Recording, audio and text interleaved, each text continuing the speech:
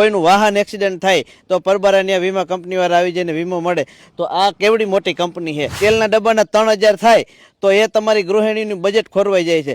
તમારી ગૃહિણીનું બજેટ ખોરવાઈ જાય તો તે નદીમાં તણવી દેજો। સાંજ સવાર મહેનત કરી ખરેખર ખેડૂતના કપડાની અંદરથી કિલો કિલો ધૂળ નીકળતી હોય। એક વખત તમે વિચાર કરો કે આખું વર્ષ તમે મહેનત કરો છો, દિવસ રાત પરિશ્રમ કરો છો અને તમે તમારા સપનાની એક દુકાન બનાવો છો અને એનું આવતીકાલે ઓપનિંગ હોય છે, પરંતુ એ ઓપનિંગના એક જ દિવસ પહેલાં એ દુકાનમાં આગ લાગી જાય છે।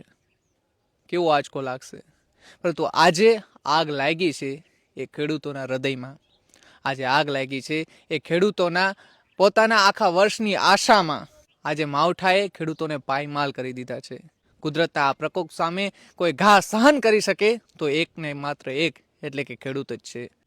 શું કહેશો, આજે માવઠું આવ્યું છે, કેવા ઘા લાગ્યા? માવઠાના ઘા એવા લાગ્યા છે કે ભાઈ અમારા હે ને કાળજા ચીરી અને તે નીકળી ગયો હહરું એવું થાય। કેમ કે આની ઉપર તો અમારું આખું વરસ આખું ઓળગોળ કરી દીધું હોય કે 12 મહિનાની મહેનત આજે પાણી ફરી વળ્યું છે। કે તમે મારી પાછળ જોવું કે આ ભર વારેલા છે, આ પાથરા છે, આની અંદરથી એક પણ દોડવો હાથમાં આવે એમ નથી। અને ખરેખર ખેડૂત જાય તો ક્યાં જાય? સરકાર આગળ નિવેદન કરે, એને વિનંતી કરે, પણ હજી કોઈ સુધી કોઈનું કંઈ પૂછવાય આવ્યું નથી। અને જ્યારે જ્યારે જરૂર પડે ખેડૂતને કે આની ઉપર પ્લાસ્ટિક ઓઢાડવું છે તો એ ખેડૂતની વેદનાને કોઈ સમજતું નથી કે પ્લાસ્ટિક લેવા જઈએ તો થઈ રહ્યું, ખાતર લેવા જઈએ તો ખાતર પણ મળતું નથી। ખેડૂત જાય તો જાય ક્યાં? નરી આંખે જો કે ભાઈ ખેડૂત કેવો દુઃખી છે।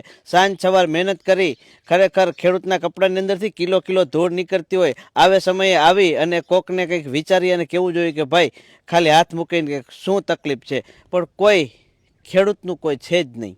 કોઈ પણ જાતની સહાય મળતી નથી, બજાર ભાવ મળતા નથી, ટાણે ટાણે ખાતર બિયારણ કે જે ઓરિજિનલ વસ્તુ જોતી હોય એ મળતી નથી। અને ખેડૂતને 1000 રૂપિયા મગફળીના ભાવ એટલે કંઈ ના કહેવાય, છતાંય 1000 રૂપિયા આવતા આવતા આવું થાય તો હું કરું? આના લઈને જઈ યાર્ડમાં તો 700 રૂપિયા કહીને બેહે છે, અથવા તો વેપારી અહીં આવે તો 700 રૂપિયા કે વેપારીએ શું કરે?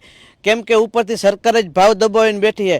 ખરેખર આ વસ્તુ માટે કંઈક નિયમ બનવો જોઈએ કે બધી વસ્તુને બધું મળે છે તો ખેડૂતને કંઈક સહાય મળવી જ જોઈએ।